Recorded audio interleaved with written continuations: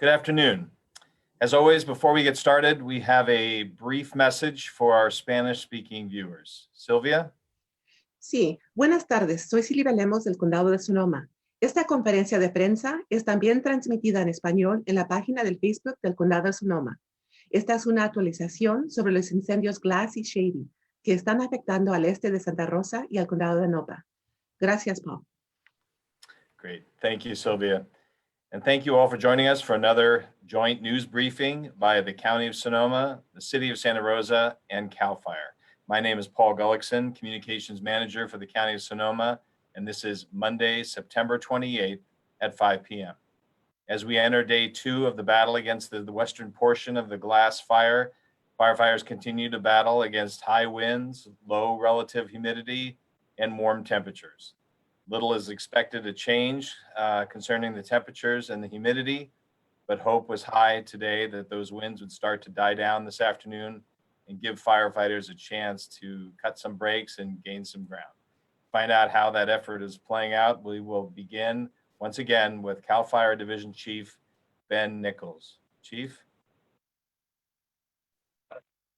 Good afternoon. Thank you for having me. So to start off this afternoon's update, as expected, with better mapping with the daytime to aid us in establishing exactly where the fire perimeter was today.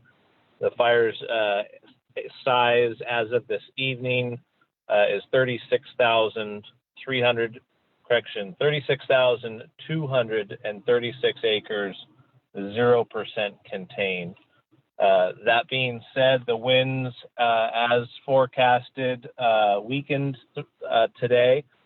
Currently, I'm sitting on Highway 12 and do not really see any movement in the trees, maybe just a little bit around me. But the smoky skies that we're under are a sign that there's not a lot of air movement out there moving the smoke around. So very, very stagnant afternoon out here. Not good for air quality and folks out exercising, but great for us to work on containing this fire and working on putting it out. So we got firefighters out on the line again today, a double shift due to the lack of resources statewide due to the over 25, I believe 27 major fires to date, stretching the 17,400 firefighters deployed throughout the state to their breaking point. But our firefighters are holding the line, digging in and finding that inner strength to protect the communities that we have sworn an oath to do so. So the fire did make it to Oakmont and into Annandale early this morning.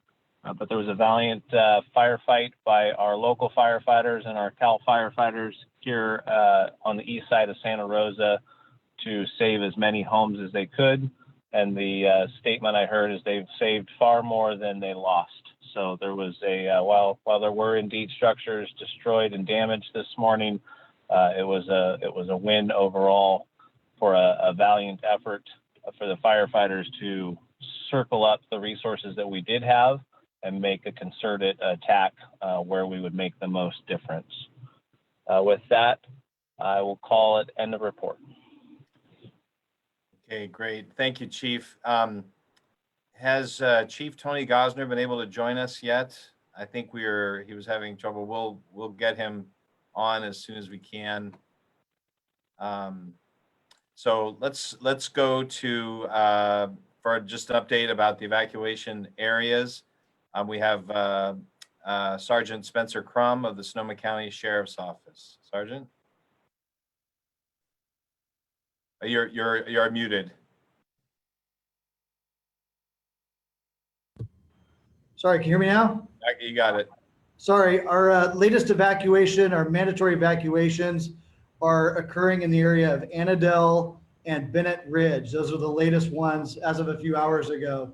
We still have a mandatory evacuation warning up in the Petrified Forest area, Porter Creek Road, Mark West Springs. I just want to say that we have over 68,000 people evacuated in Sonoma County. Our heart goes out to them. I know this is tough on everybody, And I want to thank everybody in Sonoma County and every other place that's hosted residents. I know it's very tough. Rest assured that we have a lot of deputies out there patrolling, as well as Santa Rosa PD officers are out there patrolling your neighborhoods. As of about 30 minutes ago, I was just notified of our first arrest made of a person who was in the evacuation zone with no lawful purpose. It's a 17-year-old. He was seen hopping fences in the area of Maria Carrillo High School and was arrested in the backyard of a residence in that area. We are not tolerating anybody being in an evacuation zone who does not belong there. Number one, we're asking everybody to evacuate on those, pay attention to those mandatory evacuation orders. If you hear the high-low sirens, it's time to go. If you don't live in that area and you decide to come around that area and enter an evacuation zone, you are subject to arrest, and we will enforce the law completely and make arrests in that case. We have not put out a press release because I just got word of this, but we will be doing that soon. And again, I just want to thank everybody for their patience. I know this is trying on everybody. Please keep your eyes and ears open and call law enforcement if you need us. Thank you for that update, Sergeant. Next, we're going to go to Santa Rosa Police Chief Ray Navarro. Chief? Thank you very much. So not a lot has changed for the police department since this morning. We still have mandatory evacuation zones that are still active and are not safe due to the serious threat of the fires. So as Sergeant Crum has mentioned, we do take these seriously when people come into these areas. We do have officers that are patrolling the areas for looters, and we are taking a zero tolerance approach to this. Everything east of Brush Creek, Mission Boulevard, and Summerfield Road is still closed, and no one is allowed back in right now. We are, again, asking for the public's help when over the next several days as we are addressing the evacuated areas, and it's very dangerous to go back in there, and it gets in the way of the public safety resources who are in there trying to fight the fires. That is all I have to report. Okay, thank you, Chief. We may have some questions for you in a little bit. And for an update of what's happening at the County Emergency Operations Center, let's go to Chris Godley, the Director of Emergency Management for Sonoma County. Chris? Good evening, everybody. Chris Godley here. Real briefly, evacuation numbers and zones remain relatively steady as briefed by Sergeant Crum.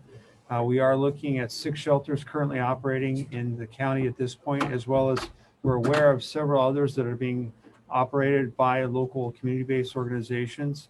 We are working with the American Red Cross to open a 7th shelter at Sonoma State University. Our focus remains on community sheltering, communications, and engagement. We are starting initial damage surveys at this time informally. Formal damage assessment, of course, will be conducted by CAL FIRE. And as always, we're urging our residents to touch base with socoemergency.org to receive the latest information, both regarding the evacuations, the maps indicating which areas are being impacted, as well as information and references for such things as where to go for assistance or shelter at this time. That concludes the brief. Thank you, Chris. We are also pleased to welcome Congressman Jared Huffman, who's joining us today. Congressman? Yeah, thank you, Paul.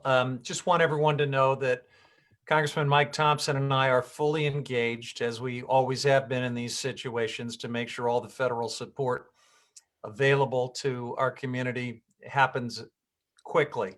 We're working very closely with all of the other elected officials at the state and local level to make sure that happens. I'll just mention one thing and then let you get back to the first responders and others.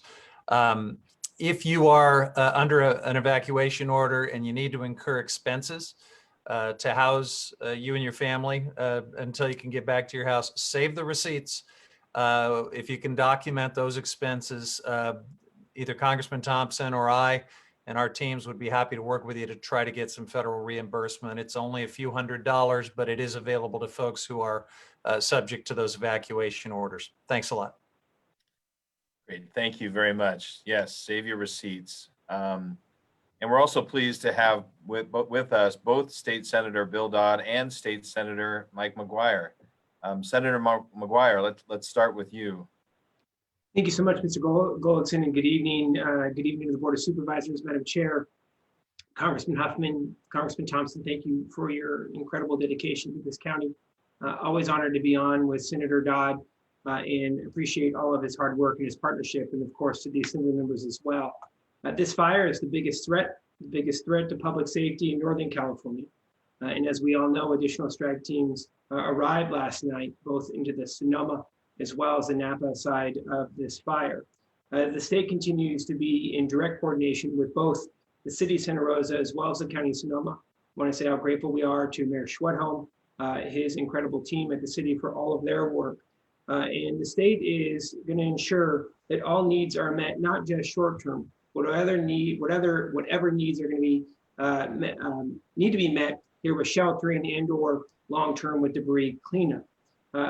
Senator Dodd and I assure you that we are squeezing every resource out of the mutual aid system. That is our top priority, working with CAL FIRE, and we are grateful for their hard work.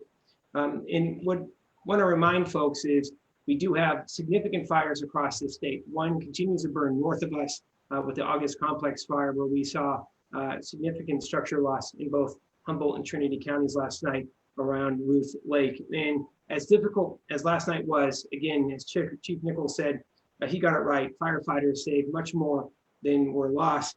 And our thoughts are with those who lost homes last night. My last item, Mr. Goldson, if you did lose your home, please contact your insurance carrier immediately for assistance. And of course, Senator Dodd and I would be here for any assistance that you may need in the weeks and months to come. Thank you, Mr. Goldson.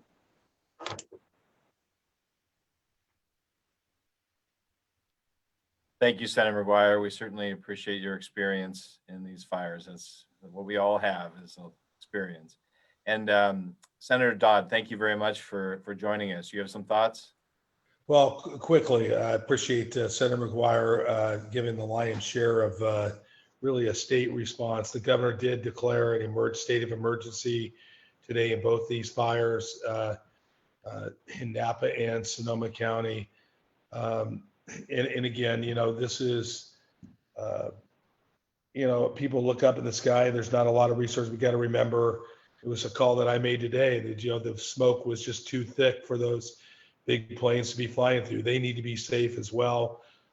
We get some clear weather, they'll be back. I know that we did have some helicopters in and around the area today. And again, we will get ahead of this and we will start the recovery process. Unfortunately, we do have a lot of experience in this area now and we know how it works and we'll be there. And I think it's important to know that if anybody, city, county, or any special agency district needs anything, they can call our staff. We're working 24/7 practically, both Senator McGuire's and my staff ready and standby, willing to help. Thank you.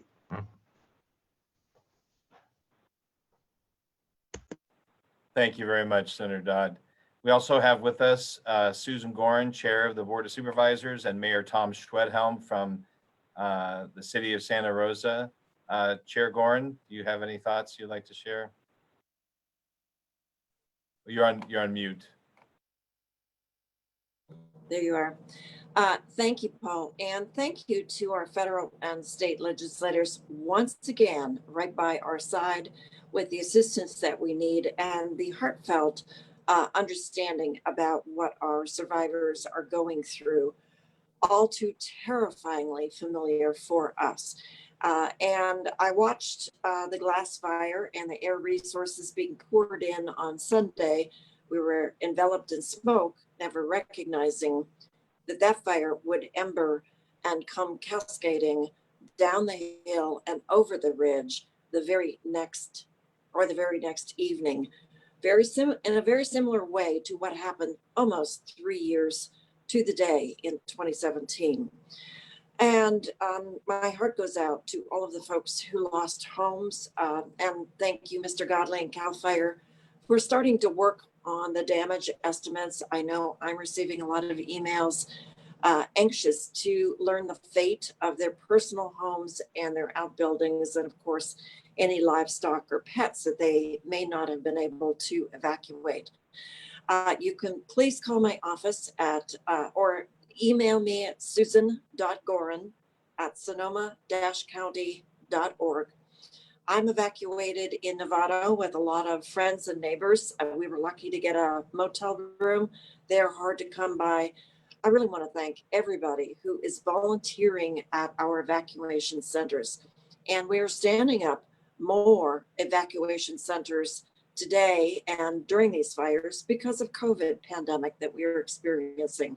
Kudos to all of the folks in Petaluma and Santa Rosa who are volunteering at the evacuation center, and we're working to ensure that we have adequate supplies of personal protective equipment and blankets and food, everything that our evacuees need.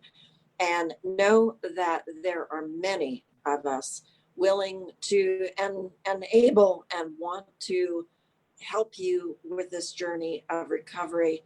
And as you know, I know this from personal experience, we will persevere. We are Sonoma strong. So thanks everybody and a special thank you to the first responders for holding the line in Oakmont and many, many other communities. We did lose homes in Oakmont. We did lose homes in Skyhawk and along Calistoga Road. We will recover, but because of your heroic efforts, there are fewer houses lost. So thank you once again, and to the great work of police and sheriff for evacuating safely. It was very gratifying to me to see the Santa Rosa Police Department whizzing through Oakmont and assuring that everyone was safe. Even though it took me about an hour and a half to get out of Oakmont, I am safe, we are safe, and we will move forward. Thank you. Thank you, Supervisor. And Mayor Schwedhelm, you have some thoughts for us? Yeah, thank you, Paul. It's unfortunate that we're meeting this often, but for everyone who is watching it, it's this type of collaboration working together that will get us through this. So as we approach the evening hours, we know there's many questions about the availability of overnight shelters. Mr. Godley mentioned some of that. So amid the COVID-19 pandemic, residents in need of shelter should proceed to a temporary evacuation point, which is different than we've experienced before. And there an assessment and potential shelter referral will be made. So a list of the temporary evacuation points in Santa Rosa and throughout the county can be found at either the county site or srcity.org/glassfire. And on a separate note, to further assist our firefighting effort, our city is asking residents to conserve water indoors and outdoors, and please do not leave your sprinklers running. By reducing demand on the city system, we can preserve water for critical drinking and firefighting needs. Thank you for doing your part to help this firefighting effort. Thanks, Paul. Thank you for those important reminders, Mayor. We're going to go to questions now, but before we do, I want to remind our members of our media to raise their hand if they have questions, and I will call on you. And before we get to questions, we have another reminder for our Spanish-speaking viewers. Sylvia? Sí, buenas tardes. Si nos acaban de acompañar, esta conferencia de prensa está transmitida en español en la página del Facebook del Condado de Sonoma. Esta es una actualización sobre los incendios Glass y Shady que están afectando al este de Santa Rosa y el Condado de Napa. Muchas gracias. Okay, we'll start with Mary Callahan of the Press Democrat. Mary? Thank you. Clarify the number of people under evacuation order and indicate whether you expect any additional evacuations tonight, particularly in the Montecito Brush Creek area. You were a little garbled, Mary, but your question was mainly about whether they anticipate any more evacuations. Is that right? Mainly to clarify the number under order. First, could you clarify the number of those who are under evacuation order? I refer to the more recent numbers provided by Sergeant Crum. Okay, thank you. Mary, according to our numbers, we have about 68,000 people evacuated. And as far as more evacuations for tonight, I don't have that answer for you right now. Those decisions are made at the incident command post at the fairgrounds. It's made in conjunction with CAL FIRE meteorologists, and we'll see how the night progresses. It sounds like, from what I'm hearing from the fire folks, and Chief, if you could pipe in here too, it sounds like the winds are down right now, so I don't think there'll be more evacuations, but I don't want to be held to that. Okay, thanks, Spencer. Nice to see you. Good to see you. Can anyone clarify how substantial the housing losses were today? I can report out on that. So as far as after daylight today, the bulk of the structures that have been damaged and destroyed during this fire event have been under the cover of darkness. So daylight allowed us the opportunity to get into those areas. The wind dying down created less opportunity for those homes to be exposed to that ember cast and more critical burning conditions. And so the bulk of the structures that were destroyed and or damaged were over the night last night, and the resources out on the line today are in what we call a tactical patrol. So they have a designated area that they drive back and forth in to monitor for any hot spots that may pop up that unchecked may cause a home to burn down. So a lot of tactical patrol for the resources on the line today, and then line construction for the bulldozers and other resources to contain the fire to begin the process of extinguishing it. Thank you. Okay, Nichelle Chavez. Hello. I had a fire-related question regarding the acreage that was provided at the beginning of the meeting. I'm hoping to get that number again and understand if that represents one or multiple fires. And then the second part of the question has to do about the perimeter for both the Shady and Glass fires. I'm trying to get a better understanding as to where each fire is located. So Nichelle, the updated acreage this evening going out is 36,236 acres, 0% contained.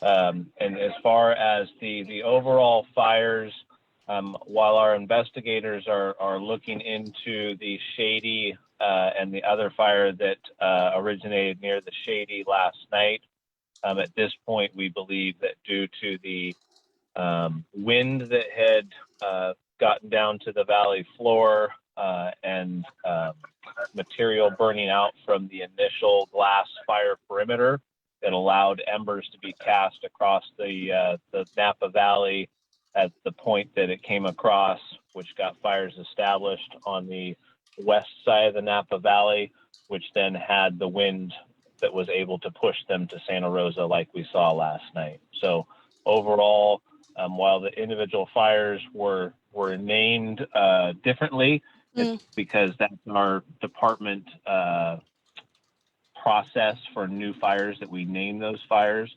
But as our investigators work those fires, I believe that they will be folded under the glass as a whole. So all the two fires that originated on the western slopes of the Napa Valley last night burned together before the Shady impacted Santa Rosa last night. I'm sorry, can you repeat that? I believe you're talking about the Boysen fire. Is that the one that you were referring to? Correct. Okay. And do you have a better idea as to the perimeter as to which fire is located where across Napa and Sonoma counties? Well, as I said, the three fires are basically one footprint. If you look at the map, the reason why there's a separation between the fires is because of the Napa River and the vineyards in the valley floor of Calistoga there where the fire originated from. So the group of perimeters that you see is tied to the one glass fire. Great. Thank you so much. Okay, thank you. Next, we're going to go to Carl Van Amberg of News of the North Bay. Carl, are you with us? Yeah, hi, everybody. I had a question for Chief Nichols. Chief, we were out at Channel Drive where the fire, presumably, or part of it, got into Annandale this morning. And we're also at Spring Lake and Annandale this afternoon. And we could see a little bit of the backing fire up above Spring Lake and a little bit more to the south as well in Annandale. The question some of our viewers had after we did a live out there was, is there a decision to bring over, or will there be a decision to bring over a helicopter to do a water drop, because Spring Lake is so available and right there, and it's been used to such good effect over in the Napa Valley with, we saw that, many people saw that on Sunday morning with the glass fire as it was getting underway.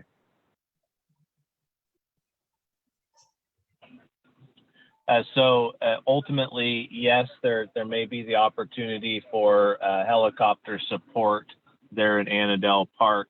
But remember that we now have 32,000 acres, 36,000 acres that we need to mop up. And helicopters as a tool are not necessarily best suited to mop up hot spots. They're to knock the heat out of a running fire that allows our ground resources to get in and put that out. The most effective way to mop up hot spots and ensure that all of those hot spots are extinguished out there is a hand tool and a hose from a fire engine. That the helicopter application of retardant or water from altitude, especially through the canopy of mature timber, there's not a good coating of water or retardant that makes it all the way down to the ground that will soak into the ground and extinguish that hot spot. Okay, but you excellent. can expect to see helicopters here in the next week or so, All right, throughout the next. Great, thank you. Okay, thank you, Carl. We next have a question from Dan Weir of KSRO Radio.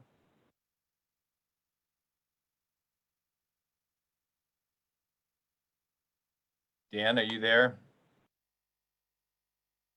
You might be muted. No? Okay, we'll come back to you. We'll figure that out. Let's go to Yosef Beg from the Press Democrat.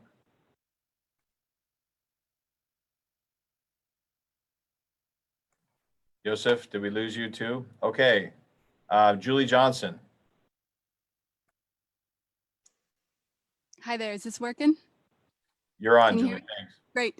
All right, I'm gonna shoot two questions out, if I may. One is, I'm wondering just basically what time and at what location did the fire first hit Santa Rosa city limits? And then my second question is, I'm hoping someone can tell me about injuries and burns. We've heard there have been a fair amount of those with residents and perhaps firefighters as well.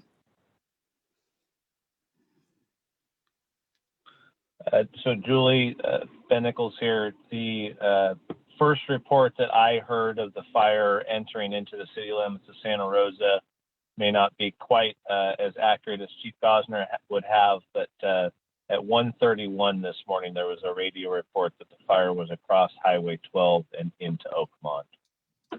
As far as the injuries to civilians and firefighters, I know that there have been, but I don't have solid information for you on those injuries.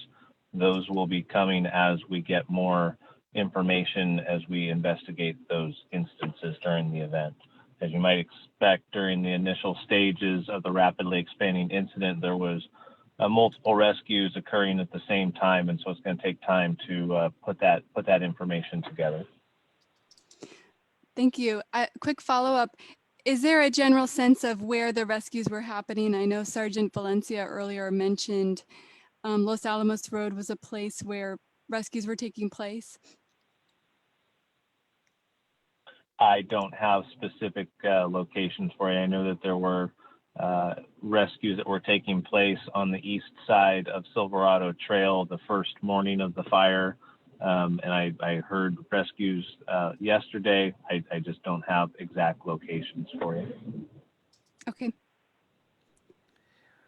Okay, Dan, aware of KSRO was having some audio problems, but his question is for Mayor Schwedhelm, and possibly Chris Godley might be able to help with this too.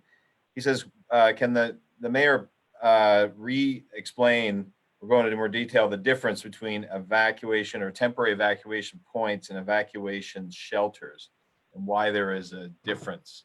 I think that's a good point you brought up. I think there's a lot of confusion about that. Right, because it's something new that we didn't experience in 2017. And Chris, I'll let you go more in depth, because for me, let's just take Place to Play, which is a temporary evacuation shelter on 3rd Street in the city of Santa Rosa. There will be staff who will evaluate your situation, depending upon where you fit in regards to the pandemic. And based on that assessment, we'll give you the appropriate referrals for shelters. Chris, do you have anything to add to that? No, it is a new concept. We're following along with the state in order to have a uniform approach across the state for wildfires to protect our residents from the COVID-19 virus.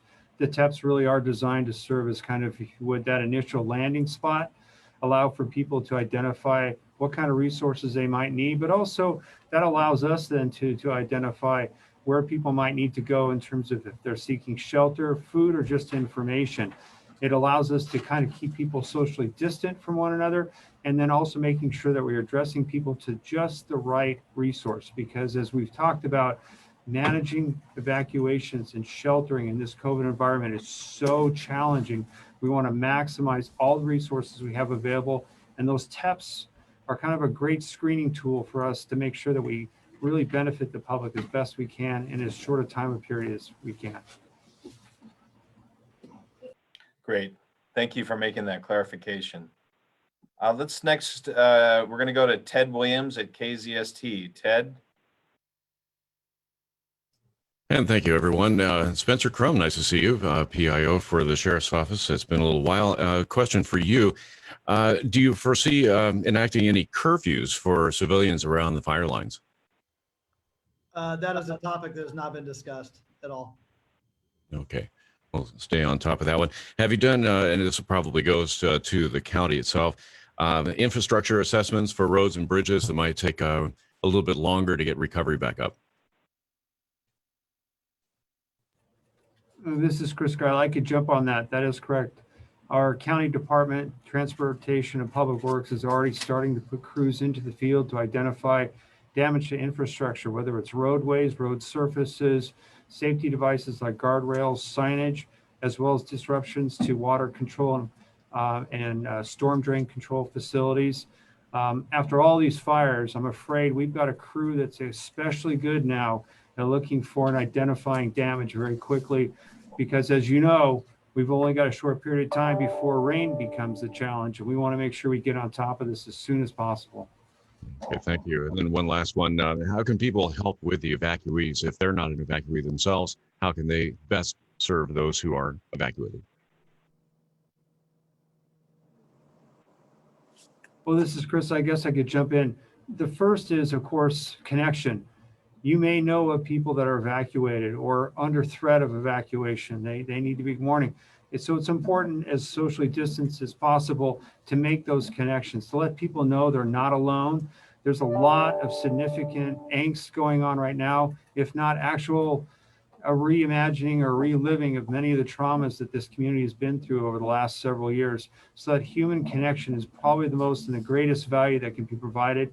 We're also looking for our community to help support our community-based organizations, our nonprofits, our faith-based organizations that are really stepping up to meet the needs of those that have been evacuated and those that have lost. And the best way to do that, of course, is cold, hard cash.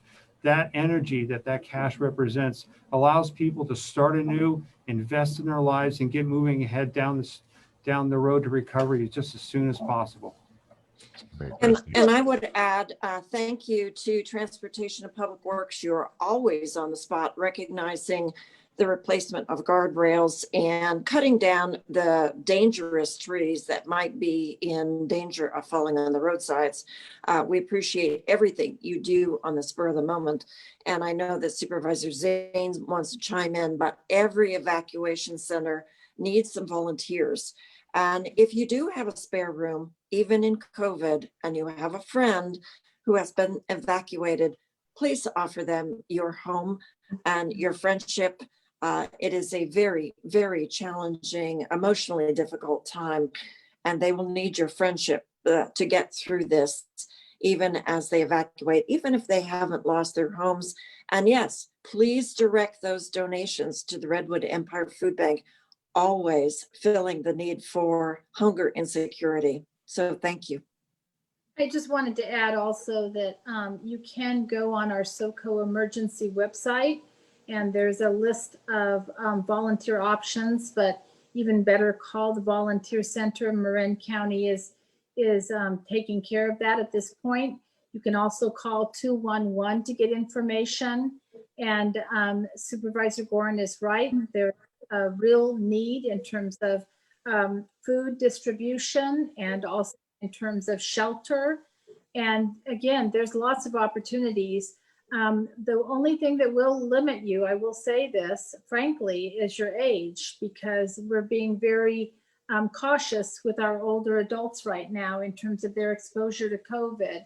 So if you are over the age of 65, there will be definite limitations, but there's still opportunities. Petaluma People Services does over 1,000 calls every day to homebound isolated seniors, and they need more callers. So take a look at the website, socoemergency.org. Think about being one of those volunteer callers, or maybe a delivery person for home delivered meals. Lots of opportunity, and really appreciate the generosity of the community right now. Okay, thank you, everybody. Great job. Great answers. Yeah, thank you for all those great suggestions. Mary Callahan, you have a follow? Howdy. I think I'm figuring out how the evacuation numbers were so significantly different this morning. I wanted to check in and see if there'd been any progress on a north-south fire line or something through Annandale. Can anyone speak to that? Ben, are you still there? Yeah, I'm still here, Mary. So looking at the mobile data terminal and the pickup here, we have an engine back behind Spring Lake on the north end and a bulldozer working deeper in the park. We reached out to State Parks this morning to make sure that any bulldozer work that was done would meet what they needed to do for management for the park. But we do have that dozer and the engine company working on those control lines in the park to keep it in the park. Okay. And can you say anything about, I believe it might have been yesterday that this fire was described as being priority for the state because of the number of structures that were at risk. Can you address that? I can't speak to the fact that it was the priority fire, but I know that we got a substantial amount of resources that we asked for when there wasn't a lot of resources to give. Thank you. Okay, let's go to Rafael Vasquez. Rafael, you have a question? I do. I actually have two questions. Thank you. The first one is, are there any plans to add additional hours for the warm line? I know that last night when we were reporting on KBBF, even until 2 in the morning, people were reaching out to us because they needed to talk to somebody. And obviously the warm line is only open from 10 a.m. until 7 p.m. daily. Are there any plans by the county or for the city of Santa Rosa to create a similar warm line for people to check in?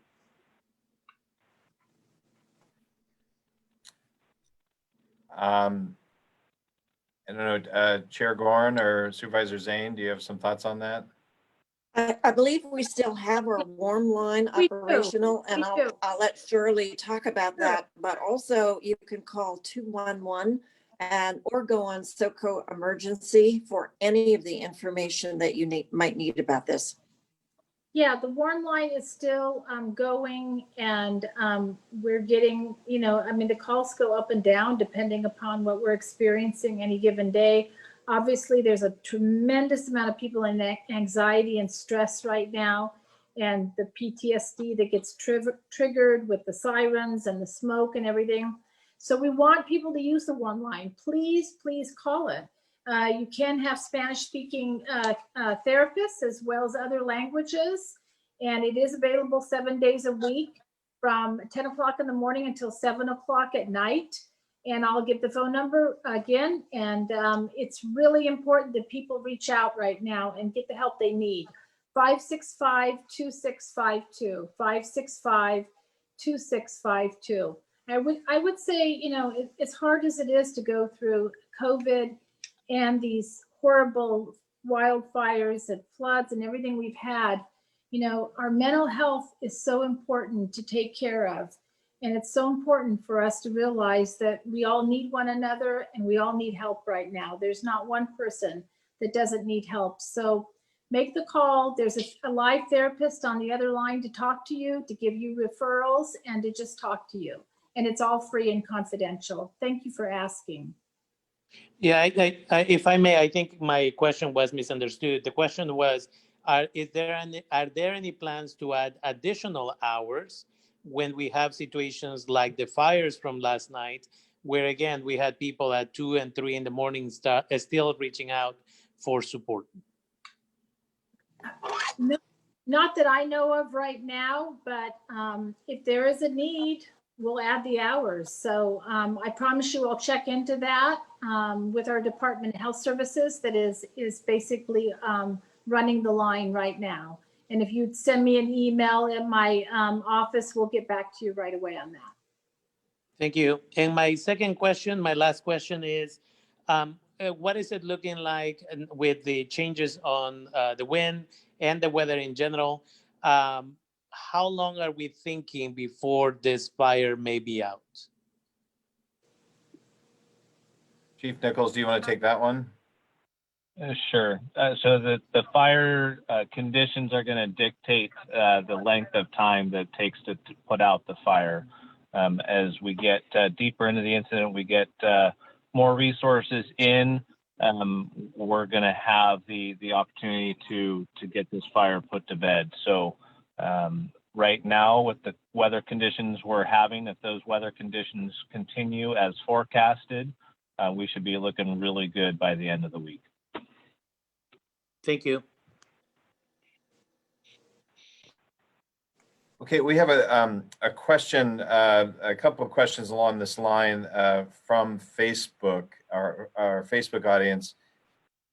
She says her mother was evacuated from Oakmont and she doesn't know where to look for her. Do we have a system for finding people that are evacuated, and where should they be referred? Anybody have an idea on that? Chris, do you have any guidance on that? This is going to make my blood boil, but I do have something to say about that. If she was evacuated from the assisted living center, Oakmont Senior Living there in Oakmont, then the management has to have, per California law, thank you, Senator Dodd, for introducing that. They have to have basically an emergency evacuation plan with people to care for them in those sites if they don't provide the sites themselves. So they have to actually send caregivers to those sites. She lives independently. That's trickier. And you might want to ask, I think our chief is on here, Ray Navarro, about what you would find. I understand that folks from the Oakmont Gardens were evacuated by bus. If they needed assistance with evacuation, they were first taken to the Santa Rosa Veterans Building along with the residents of Los Gulcos Village. And I believe, and maybe Chris could confirm this, that they were then transferred to the Petaluma Fairgrounds to get them out of harm's way. So I would encourage you to outreach to the Petaluma Fairgrounds first. I suspect they are there. And we'll be visiting that center tomorrow. Paul Dunaway, the Director of Aging, and myself, we're going to be visiting to make sure that they are complying with the new state regulations in terms of evacuation plans and support at the evacuation centers as well. And I will be visiting with my friends and neighbors there and potentially at a number of the evacuation centers. The Oakmont residents are resilient, but we are seniors. Okay, thank you for working through that. Joseph is having problems with his audio as well.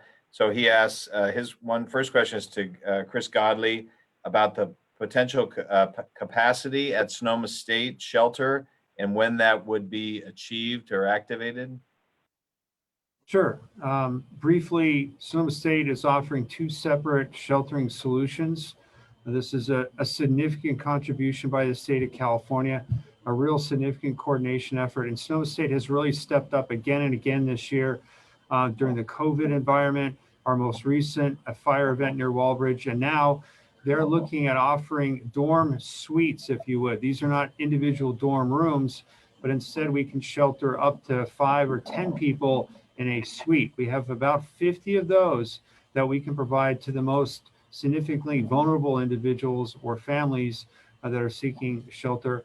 And then, of course, the congregate or larger scale shelter operation that the American Red Cross has agreed to spearhead, that should provide an additional up to 300 bed spaces, because we're making use of the university's new and very large sports facility complex. So we believe we can provide a safe environment for up to 300 individuals at that location. Okay, great. Way to go, Seawolves. Second question is for Chair Gorin. It concerns about constituents putting themselves at virus risk when they fled the fire and risk getting on buses and going to shelters, more exposure for COVID. Have you heard from your Oakmont neighbors about any angst they're feeling about forced to flee after months of trying to shelter in place? Many of them have been really locked down. Have you heard much? Well, I've been talking with former neighbors and acquaintances that are sheltered here with me at the hotel, motel, and of course everybody's wearing masks, but we have guidelines. And so at these shelters, everyone is required to wear a mask, and especially at the evacuation shelters, the Department of Public Health has operated and stood up public health units for each of the evacuation centers to check the temperatures and to evaluate the best place for people to evacuate to based upon their, if in fact they may be having a temperature, rapid testing for COVID. We do not want to unintentionally expose anybody to COVID during the pandemic. That would be adding insult to injury. So we know we absolutely have to be careful. I have not heard anything specific from my friends and neighbors, but I know that we've been pretty cautious all along about exposure to COVID and really taking care of our own personal health, because we know that seniors, especially those seniors with underlying medical conditions, are vulnerable to COVID. So of course, we're going to do exactly what we need to do, but the Department of Public Health is helping with that. Great, thank you very much. And our last question, we'll finish with Julie Johnson. Julie, you have a follow-up? Hi there, thank you so much. I'm wondering, and this is especially for our fire chiefs on the line. I'm wondering, as people go to sleep tonight in parts of Santa Rosa, how concerned are you about keeping neighborhoods safe and, evacuated neighborhoods? And are we over the worst? Are we under major threat? What is your mindset going into tonight? For me personally, going into tonight, we are night and day to what we were last night. So last night we knew that we had the wind coming. We had the wind the night before. So we don't have those critical burning conditions that we were experiencing the last 2 nights. So firefighters across the board here on the Glass and Shady fires are still got a long road ahead of them, but they are feeling much more confident tonight than we were last night, when about this time or about an hour from now, when the first spot was seen on the ridge, that we knew that we had a long night ahead of us. So we take that responsibility to keep folks safe and feel safe in their homes very, very personally, and all the firefighters on the line are making sure that people can be as at ease and at unrest, or I'm sorry, not of unrest, but to feel comfortable in their own home environment. Thank you. That's an optimistic note to end on. So thank you very much, Chief. And I want to thank all of our first responders who are with us today. I want to thank our elected representatives for joining us, our staff, and everybody, and those who ask questions. We appreciate your participation and getting the information out there. Just a reminder that we will be doing these press briefings twice a day, once at 11 and once at 5, as long as we see the need. So we will convene once again at 11 o'clock tomorrow morning. Until then, be wise and be safe. Thank you all. Thank you all.